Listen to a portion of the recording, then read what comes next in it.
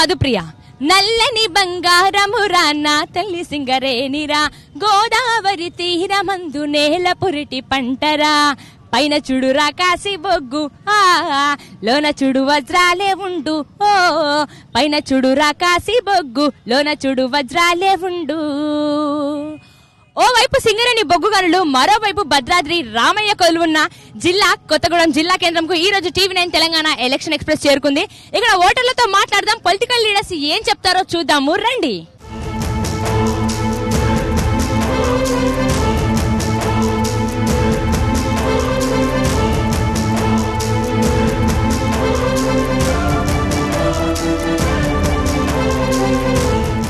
వచ్చేరా వచ్చేరా by ఓట్ల జాతర వచ్చరా, ఓట్ల జాతర వచ్చరా, సీట్ల జాతర వచ్చరా, ఓట్ల జాతర వచ్చరా, సీట్ల జాతర వచ్చరా, వాడొచ్చి ఓటానే వీడొచ్చి ఓటానే, వానికి ఓటేయనా వీనికి ఓటేయనా, ఏసి నేను సద్దునా ఎయ్యకుండా సద్దునా, చల్ వచ్చేరా వచ్చేరా బై ఓట్ల జాతర వచ్చరా, ఓట్ల జాతర వచ్చరా, సీట్ల జాతర వచ్చరా.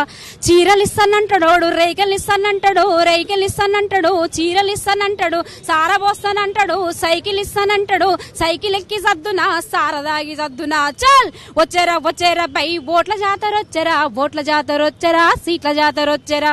ముందు పక్క ఓ జెండా వెనక పక్క ఓ జెండా, ఏ జెండా ఎవ్వందో అమ్మ తోడు తెలవదా, చల్ వచ్చేరా వచ్చేరా బై ఓట్ల జాతర వచ్చరా, ఓట్ల జాతర వచ్చరా, సీట్ల జాతర వచ్చరా.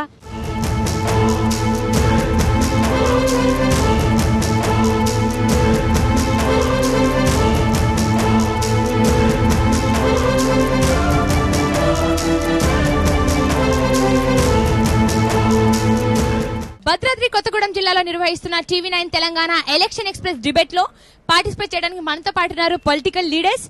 టీఆర్ఎస్ తరపున డిండిగాల రాజేంద్ర గారు, కొత్తగూడెం జిల్లా గ్రంథాలయ చైర్మన్. కాంగ్రెస్ తరపున కాసుల వెంకటేశ్వరరావు గారు, డిస్ట్రిక్ట్ జనరల్ సెక్రటరీ. సిపిఐ తరపున వై శ్రీనివాస్ రెడ్డి గారు, CPI Kothagudem town secretary. BJP తరపున బి ప్రభాకర్ రెడ్డి గారు, కొత్తగూడెం బీజేపీ అభ్యర్థి. పౌర సమాజంలో మనతో పాటు ఉన్నారు ఈ Ramadevi garu, NFIW women district president. S Upender garu, పౌర హక్కుల సంఘం జిల్లా కార్యదర్శి. వాసం రామకృష్ణ దొర గారు, ఆదివాసీ సంఘాల జేఏసీ చైర్మన్. నిర్మల గారు, POW district secretary. Right, debate start చేసాం. అంతకంటే ముందు సివిల్ సొసైటీ ఏం మాట్లాడతారో చూద్దాం. భద్రాద్రి కొత్తగూడెం జిల్లాలో ముఖ్యంగా వినిపిస్తున్న ఇష్యూస్ ఏంటి? ప్రధానంగా కొత్తగూడెం అసెంబ్లీ నియోజకవర్గం, ఇక్కడ ప్రధానంగా కొత్తగూడెం, పాలవంచ 2 మున్సిపాలిటీల్లో సుమారు 3 లక్షల జనాభా ఉన్నారు. సుమారు 50,000 గృహాలున్నాయి. ఇంతకుముందు గత ఎన్నికల్లో ఈ 2 మున్సిపాలిటీల్లో క్రమబద్ధీకరణ అనే ఇష్యూ అని ప్రధానంగా ఇక్కడ ప్రజలు డిమాండ్ చేశారు. సుమారు 15-20 గృహాలకు ఇక్కడ క్రమబద్ధీకరణ కాకుండా ఉంది. ప్రధాన కొత్తగూడెం మున్సిపాలిటీలో 13,000 గృహాలు క్రమబద్ధీకరణ పెండింగ్లో ఉంది. పాలవంచలో కూడా 10,000 గృహాలు క్రమబద్ధీకరణ పెండింగ్లో ఉంది. ఇవి ఈ 4.5 ఏళ్లలో కూడా ఇవి కనీసం క్రమబద్ధీకరణకు నోచుకోలేదు. ఈ విషయంలో అధికార పార్టీ స్పందన తీసుకుందాము. సో టీఆర్ఎస్ రాజేంద్ర గారు మీరు చెప్పండి. దీని విషయంలో కేవలం కొత్తగూడెం పట్టణమే కాక ఇల్లెందు పట్టణంలో కూడా క్రమబద్ధీకరణకు జీవో విడుదల చేయడం జరిగింది. ఇవన్నీ కూడా క్రమ సంఖ్యలో వచ్చిన అప్లికేషన్స్ ను బట్టి క్రమ సంఖ్యలో చేసుకుంటూ పోతున్నారు. ఇప్పుడు వారే ఒప్పుకున్నారు, దాదాపు 15,000 మంది పైన చేసుకున్నారని చెప్పి. అది మా ప్రభుత్వ స్ఫూర్తి. గతంలో కూడా దీని మీద చాలా ఆందోళనలు జరిగినాయి, కానీ ఏ ప్రభుత్వం పట్టించుకోలేదు. ప్రాబ్లం సాల్వ్ అవుతుందని అంటుంది కదా, సో దానికి మీరేమంటారు? ముమ్మాటికి అవాస్తవం అండి. అది ప్రధానంగా గత వనమా గారి నాయకత్వంలో కొంతవరకు జరిగింది వాస్తవం, ఏది క్రమబద్ధీకరణ సంబంధించి. ఆ తర్వాత ఈ 4 సంవత్సరాల 3 నెలల క్రమంలో ఒక్క ఇంటిని కూడా, అంటే కొన్ని 1-2 చేశారు, కానీ ప్రధానంగా ప్రజల డిమాండ్ ఎంత అవుతుందో ఆ తీవ్రతలో 1-2% చేశారు తప్ప 100కి 50% కూడా చేయనటువంటి స్థితి ఇక్కడ ఉంది, నెలకొని ఉంది. లేదండి, ఖచ్చితంగా అది జరుగుతున్న ప్రాసెస్. మీరు కావాలంటే స్థానిక రెవెన్యూ డిపార్ట్మెంట్ వాళ్ళని అడగండి. ఈ 4 సంవత్సరాల కాలేదనడం మాత్రం అవాస్తవం. 2005లో జీవో స్టార్ట్ అయిన కానించి ఈ రోజు మటుకు కూడా అది సంపూర్ణం కాలేదు. అది కేవలం ఏంటంటే మరి ఈ 2-3 సంవత్సరాల నుంచి టీఆర్ఎస్ ప్రభుత్వం వచ్చేంత వేగవంతం చేస్తున్నారు. వన్మ వెంకటేశ్వరరావు గారు ఉన్నప్పుడు ఇంతకుముందు మిత్రుడు చెప్పినట్టు వన్మ వెంకటేశ్వరరావు గారు కొంతవరకు సజావుగానే దాగింది. ఆ ముందు కూనంనేని సాంబశివరావు గారు కూడా దాని మీద దృష్టి సారించిండ్రు. కోనంనేని సాంబశివరావు గారు కొంతమేరకు దృష్టి సారించిండ్రు. ఆ తర్వాత వన్ వెంకటేశ్వర సారించిన తర్వాత ఒక్కటి కూడా క్రమబద్ధీకరణ నోచుకోలేని పరిస్థితి ఏర్పడ్డది. 2005లో జీవో పాస్ చేశారని చెప్పి వారే చెప్పారు. రాజశేఖర రెడ్డి గారి హయాంలో 2005 నుండి 2014 వరకు ఎవరి ప్రభుత్వం ఉందో వారు దయచేసి వారు పరిశీలించాలి. ఎందుకంటే 2005 నుండి 2014 వరకు తెలంగాణ రాష్ట్రం వచ్చేంత వరకు కూడా కాంగ్రెస్ ప్రభుత్వం అధికారంలో ఉంది. వాళ్ళ ఫెయిల్యూర్ ను ఇవాళ టీఆర్ఎస్ గవర్నమెంట్ మీద చేస్తానంటే దాన్ని ఒప్పుకునేది లేదు, సమంజసం కూడా కాదు. మొత్తానికి అసలు దీంట్లో ఇది గత 20 సంవత్సరాల నుంచి గత ఎమ్మెల్యేలుగా ఉన్నటువంటి అధికారం ఉన్న కాంగ్రెస్ పార్టీ బాధ్యత వహించాలి. మధ్యలో 5 సంవత్సరాలు ఉన్నటువంటి సిపిఐ ఎమ్మెల్యే ఉన్నటువంటి కోనం సాంబశివరావు గారు బాధ్యత వహించాలి. రీజన్ ఏం లేదండి దానికి. వారు ఈ రోజు పొత్తులల్లా ఒక కూటమిలో చేరిలు కాబట్టి వారు వీరిని సమర్థిస్తారు, వీరు వారిని సమర్థిస్తారు. ప్రభాకర్ రెడ్డి గారు చెప్పినట్టు ఈ కొత్తగూడెం ఇష్యూ కాకపోయినప్పటికీ ఇల్లెందుకు వచ్చే వరకు అది పూర్తిగా పారిశ్రామిక ప్రాంతము. ఎక్కడి నుండో మైగ్రేట్ వచ్చిన పీపుల్స్ ఎక్కువ ఉన్నారు. అక్కడ ఉన్నటువంటి జాగలు దాదాపు 60-70 సంవత్సరాలు ఇల్లు కట్టుకున్న వాళ్ళకి కూడా ఎటువంటి రైట్ లేని పరిస్థితుల్లో ఈ మధ్యనే కొత్తగా జీవో రిలీజ్ చేయడం జరిగింది. దాంట్లో 24 వార్డుల నుండి కూడా అప్లికేషన్ స్వీకరించి కేవలం 9 రూపాయలకు గజానికి 9 రూపాయలకు చొప్పున కలెక్ట్ చేసి దాన్ని ఆచరణలో పెట్టేందుకు ఆ జీవో యొక్క స్ఫూర్తిని మా ప్రభుత్వం ఖచ్చితంగా ముందుకు తీసుకుపోతున్న విషయం మీ అందరి దృష్టికి తీసుకొస్తున్నాం. 4.5 సంవత్సరాల కాలంలో టీఆర్ఎస్ ప్రభుత్వం వచ్చి తెలంగాణ ప్రభుత్వం వస్తే మా అందరికి పట్టాలు వస్తాయని చెప్పి ఆశించాం. ఒక్క పట్టా మీరు ఎందుకు లేకపోయారు? మేమందరం నిరాదీక్షలు చేశాం, ఆమరణ దీక్షలు చేశాం, కొత్తగూడెం ప్రజల పక్షాన పోరాడినాం, ఇస్తామని చెప్పి హామీలు ఇచ్చారు. ఇంతవరకు మీరు పట్టా లేకుండా ఎందుకు ఆప్ చేశారు? ఎవరు ఆప్ చేయమన్నారు? ఒక్కటి కూడా ఇవ్వలేదన్నట్టు మాత్రం అవాస్తవం. జరిగినవి కావాలంటే మీరు రేపు మీకు ఉదయం దాని లిఖితపూర్వకంగా ఎన్ని జరిగినాయో నేను అధికారుల నుండి తీసుకొని మీకు ఇచ్చేందుకు సిద్ధంగా ఉన్నాం. ఇదే అవాస్తవం. ఇక కూలగొడుతున్నారంటే ఇల్లీగల్ గా కట్టేది ఉంటే ఖచ్చితంగా మున్సిపల్ పర్మిషన్ లేకపోతే చట్టబద్ధంగా నడవాల్సిన పరిపాలన ఇది.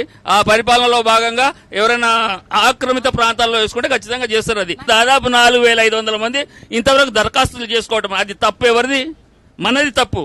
దాన్ని మనం ఇమీడియట్లీగా మనం అందరం రాజకీయ పార్టీలుగా లేకపోతే ప్రజా సంఘాలుగా మనం అందరం వాళ్ళను ఎడ్యుకేట్ చేసి వాళ్ళను ఆ దిశలో మనం ఎందుకు చేస్తలేమనేది దరఖాస్తు చేసుకోవడానికి అవకాశం కల్పించలేదు సార్. మీరు దరఖాస్తు చేసుకోవడానికి అవకాశం ఆ దిశగా ప్రయత్నమే జరగలేదు. టీఆర్ఎస్ ప్రభుత్వంలో కొత్త ఘటన ఇండ్లకు కానీ ఏ విధమైన కానీ చేసేందుకు ఆ దిశగా ఒక చిన్న ప్రయత్నం కూడా జరగలేదు.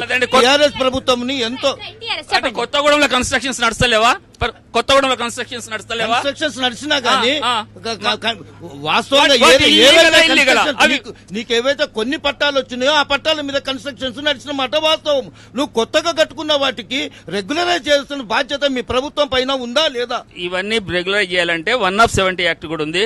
ఇప్పుడు సింగరేణి పరిధిలో సింగరేణి వాళ్ళ అవసరాల కోసం కూడా సేకరించిన భూములు ఉన్నాయి. ఇవన్నీ రెగ్యులర్ చేయాలంటే దానికి ఒక ప్రాసెస్ ఉంటుంది. మీరు మా మిత్రుడు చెప్పినట్టు దాదాపు 4500 మంది దరఖాస్తు చేయలేదు. టెక్నికల్ గా ఇబ్బందులు ఉన్నప్పుడు ఇంతకుముందు ఎలక్షన్స్ అప్పుడు ఎందుకు హామీలు ఇచ్చారు? మరి హామీలన్నీ ఫుల్ఫిల్ చేస్తున్నాం. ఏ హామీ కూడా టీఆర్ఎస్ ప్రభుత్వం ఇచ్చినా మా ఎమ్మెల్యే గారు ఇచ్చినా ఎవరిచ్చినా అటువంటి హామీలన్నీ కూడా ఫుల్ఫిల్ చేస్తున్నాం. జనరల్ గా ఒకటి ఎరా కాకపోతే యాంటీ ఇన్కంబెన్సీ ఉంటది.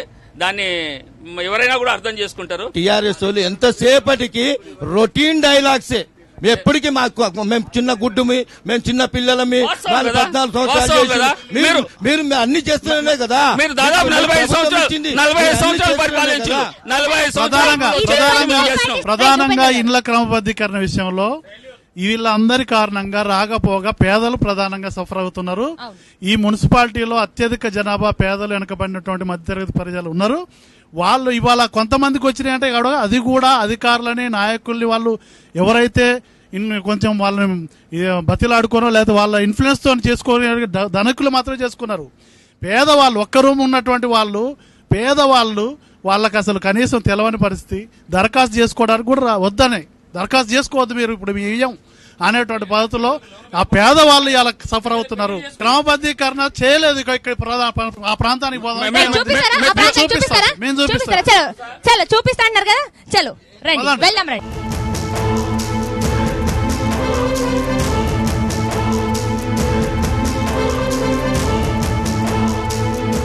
రైట్, క్రమబద్ధీకరణ నుంచి మనతో పాటు కొంతమంది బాధ్యతలు ఉన్నారు, వాళ్ళతో మాట్లాడదాం. అసలైన బాధ్యతలు మనతో పాటు ఉన్నారు, వారితో మాట్లాడి వాళ్ళకి పట్టాలు వచ్చాయా లేదా అనేది మిగతా అంశాలు తెలుసుకుందాము. సో అమ్మ చెప్పండి, మీరు మాకు కొత్తగూడానికి పట్టాలు కానీ ఉన్న పట్టాలు పీకేశారు. ఇంటి నెంబర్లు ఎటువంటి మాకు ఇక్కడ లేదు. మంచినీళ్లు కూడా మరి మంచినీళ్లు అన్ని అమలని అన్నారు, ఉన్న నీళ్లు కూడా ఆపేశారు. ఆగండి, మీరు మాట్లాడకండి, మీకు తెలియదు మీ మొత్తం మా బాధ, మీ మొత్తం వారు ఆర్గనైజర్ ఇక్కడ వస్తారని చెప్పి మాకు తెలుసు. మేము పడ్డామండి, మేము పడ్డామా బాధ, మేము పడ్డామా బాధ. 100 గజాల స్థలంలో 4 కుటుంబాలు ఉండాలి. మాకు సరిపోదని రోడ్డు వీకేసుకున్నాము.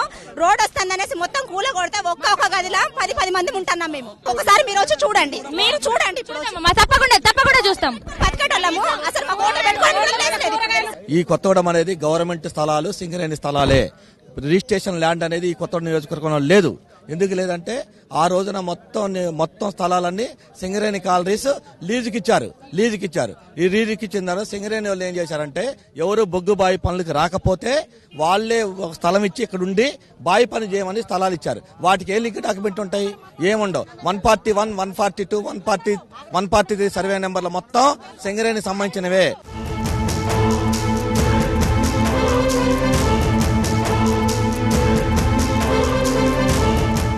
చిన్న టీ హోటల్, 3 అమ్మాయిలు ఇక్కడ వరకు ఉండే. ఇక్కడ నుండి ఇక్కడ వరకు ఒక షెడ్ వేసుకున్నాం, ముందు ఒక షెడ్ వేసుకున్నాము. ఒక్కటే రూమ్, మీరు లోపలికి వచ్చి చూడండి. బాత్రూమ్ అంతా లేదు. ఇల్లు, ఈ ఇంట్లో 2 పిల్లలు ఉండాలి, 3 పెద్దోళ్ళం ఉండాలి. ఈ 2 పడుకున్న వాళ్ళు లేస్తే కింద ఉన్న వాళ్ళు పైన పడుకోవాలి. ఇందులో 5 ఉంటున్నాం మేము.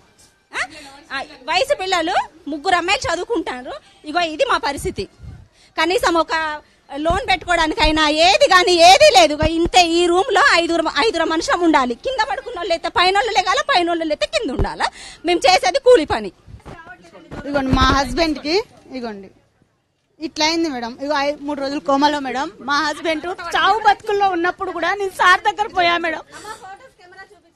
పోయి సార్ని ఎన్నో సార్లు 5 సార్లు ఆఫీస్ చుట్టూ తిరిగా. గవర్నమెంట్ డబ్బులు అని కానీ నాకు ₹1 సాయం చేయలేదు సార్. మా పాప ఇప్పుడు ఈ సంవత్సరం బడి మానేసి ఇంట్లో ఉంది సార్.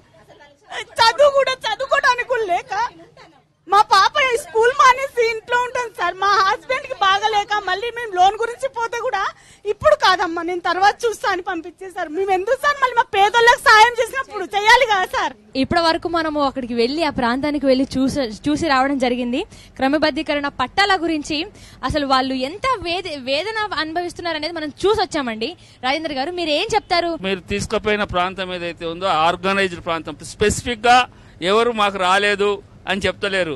వాళ్ళు ఏం జనరల్ అంశాలు తీసుకొని అది చేయలే ఇది చేయలే మాకు డబుల్ బెడ్రూమ్ అంతమంది ఏకతాటిగా ఒక మాట గురించి మాట్లాడుతున్నారంటే స్పష్టంగా ఖచ్చితంగా ఆర్గనైజ్డ్ సెక్టర్ మీరు తీసుకుపోయిన ప్రాంతం ఏదైతే ఉందో మీరు ఇచ్చిన ప్రాంతానికి తీసుకుపోతుంటే అక్కడ నుండి స్పందన చూస్తే బాగుండేది అనుకుంటున్నా. ఈ వాస్తవంగా ఆర్గనైజ్డ్ పీపుల్ కాదు, వాళ్ళు బాధితులు ఎవరైతే ఉన్నారో కొత్తగూడెంలో సంబంధించిన బాధితులు. ఇది కాంగ్రెస్ టీఆర్ఎస్ సమస్య కాదు, ఇది ప్రజల సమస్య. మీరిద్దరు వాదులాదుకుంటే మీరు ఎవరికి కూడా మీకు అర్హత లేదు. ఇక్కడ మీరు గతంలో వాళ్ళు 10 సంవత్సరాలు అధికారులు ఉన్నారు, తర్వాత 4.5 సంవత్సరం టీఆర్ఎస్ పార్టీ అధికారులు ఉంటుంది. అక్కడ ఇద్దరు వైఫల్యం ఉంది. మీరు పట్టాలు ఇవ్వాల్సిన బాధ్యత 4.5 సంవత్సరం మీరు నిర్లక్ష్యం చేశారు. గతంలో 10 సంవత్సరం వాళ్ళు నిర్లక్ష్యం చేశారు. ఈయన కిన్నెర సార్ నీళ్ళు తెస్తా ఈయన అంటాడు, ఆయన గోదావరి నీళ్ళు తెచ్చి నీళ్ళు. ఇప్పటికి కూడా శుద్ధ నీరు ఈ పాల్వంచ కానీ కొత్తగూడెం నియోజకవర్గంలో ఇప్పటి వరకు కూడా రావట్లేదు. మురికి నీళ్ళు తాగుతారండి ఇక్కడ ప్రజలు. తలాపనేమో కిన్నెర సార్ నిండా నీళ్లు నిండితే 3 సంవత్సరాలు సరిపోను జలాలు కిన్నెర సార్ నిండా నీళ్లుంటాయి. కానీ కొత్తగూడెం గొంతులు 1,00,000 మంది ప్రజల గొంతులు ఎండుతున్నాయి. ఇన్ని రోజుల నుంచి నీళ్లు ఇవ్వాలన్న ఆలోచన మీకు ఎందుకు రాలేదు? పైప్ లైన్ మార్చాలన్న ఆలోచన మీకు ఎందుకు రాలేదు? కొత్తగూడెం పట్టణ ప్రజలకు రోజు నీళ్లు ఇవ్వాలన్న ఆలోచన మీకు ఎందుకు రాలేదు? రైట్, సివిల్ సొసైటీ దగ్గరికి వెళ్దాం, మరిన్ని సమస్యల గురించి కనుక్కుందాం. సో నిర్మల గారు చెప్పండి మీరు. ఈ కొత్తపూడి సమస్య, బంగారు చిలక, మర్రిగూడెం, పునుకుడు చిలక, ఇంకా అటు పోతే చాలా ఊర్లున్నాయి. అక్కడ ఆదివాసీ చేసుకునే గత 30 సంవత్సరాల నుంచి చేసుకున్న కొత్తపూడు ఈ కేసీఆర్ ప్రభుత్వం వచ్చిన తర్వాత, ఈ ప్రభుత్వం టీఆర్ఎస్ ప్రభుత్వం వచ్చిన తర్వాత ఉన్న భూములు మొత్తం తీసేసి ఎయిర్పోర్ట్ పేరు మీద మొత్తం తీసేస్తున్నారు భూములు. మరి ఎయిర్పోర్ట్ పెట్టడం వల్ల మేమేం తప్పు పట్టట్లే, అభివృద్ధి చేయడం కాదంటలేవు. కాకపోతే ఆ ఎయిర్పోర్ట్ విమానంలో ఎవరు పోతారు? ఉన్న వాళ్ళు పోతారా, లేకపోతే అంతంత టికెట్ పెట్టుకుని పేదవాళ్ళు పోతారా? పారిశ్రామికంగా ఏదైనా పరిశ్రమలు రావాలంటే ఖచ్చితంగా మనం భూమి కేటాయించాల్సిన బాధ్యత మన అందరి మీద ఉంది. పారిశ్రామిక అభివృద్ధి జరుగుతుంది. అట్లా అని చెప్పి నిర్దయలేం. పోడు భూముల సమస్య అనేది చాలా ప్రధానమైన సమస్య అండి ఈ జిల్లాలో.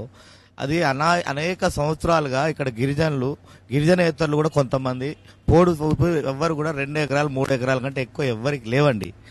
మరి వాళ్ళ యొక్క ఇబ్బంది వచ్చింది, రాష్ట్ర ప్రభుత్వానికి వచ్చిన టీఆర్ఎస్ ప్రభుత్వానికి వచ్చిన ఇబ్బంది ఏముంది? ఈ ROFR యాక్ట్ ను స్ఫూర్తిగా తీసుకొని చాలా మంది రైతులు, సరే గిరిజనులు కావచ్చు, గిరిజనేతరులు కావచ్చు, కానీ వందలాది ఎకరాలు అన్యాక్రాంతమైంది. గుట్టలు కూడా దున్నిన సందర్భం ఉంది. మనం పర్యావరణ పరిరక్షణ గురించి ఆలోచించాలి, పర్యావరణ పరిరక్షణ గురించి అదేవిధంగా గిరిజనుల డిమాండ్ పోడు భూములకు పట్టాలు ఇవ్వాలనే దాని మీద కూడా ఆలోచన చేయాల్సిన బాధ్యత పాలకులో ఉంది. సింగరేణి బొగ్గుబావులు ఒక్క బొగ్గుబావన్న ఈ రాష్ట్ర ప్రభుత్వం వచ్చిన తర్వాత తీసిందా? ఆనాడు కేసీఆర్ గారు మీరు ఏమన్నారు, బొందలగడ్డలు రాష్ట్రాన్ని బొందలగడ్డలు చేస్తా ఉన్నారు అని చెప్పేసి విమర్శించినటువంటి మీరు ఇవాళ ఒక్క బొగ్గుబావన ఈ ప్రాంతంలో తీసిందా అని చెప్పేసి అడుగుతున్నాం. కేవలం 60 సంవత్సరాలు చేయలేని పని 4 సంవత్సరాల లోపట ఇవన్నీ కావాలంటే కష్టం. మొన్ననే లాస్ట్ ఇయర్ కేసీఆర్ గారు 3 మైళ్ళు ఓపెనింగ్ చేసిన సందర్భం మీరు మర్చిపోయారు. కొత్త నిక్షేపాలు గుండాల, అదే కాచినపల్లి, పునుకుడి చిలక ఇటువంటి ప్రాంతాల్లో నిక్షేపాలు కనుక్కున్నాయి. భవిష్యత్తులో రాబోయే 2-3 సంవత్సరాలలో కొత్త బావులు తవ్వేందుకు కూడా అనుమతులు పొందడం జరిగింది. Right, thank you so much అండి అందరికి చర్చలో పాల్గొన్నందుకు. రైట్, కొత్తగూడెం జిల్లా కేంద్రంలో TV9 నిర్వహిస్తున్న TV9 తెలంగాణ ఎలక్షన్ ఎక్స్ప్రెస్.